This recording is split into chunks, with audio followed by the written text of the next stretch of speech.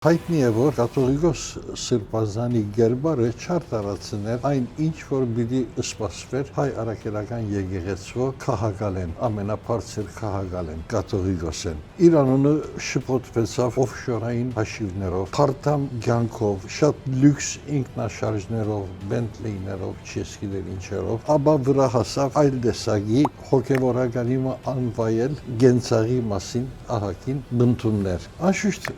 որոշ չափով անոնք կրնան գսել թե գարկմը բաներ միայն եկեղեցու ներքին գարկի կանոնի հետ կապ ունի,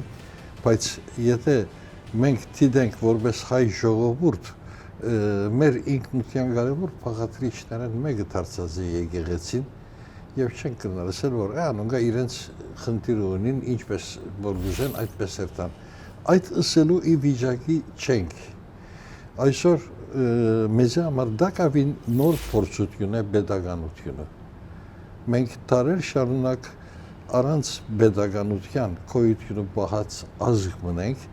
առաջին անգամ 1918-ին փորձեցինք pedagoganություն հիմնել եւ այդ փորձը հազիվ 2 տարվա կյանք ունեցավ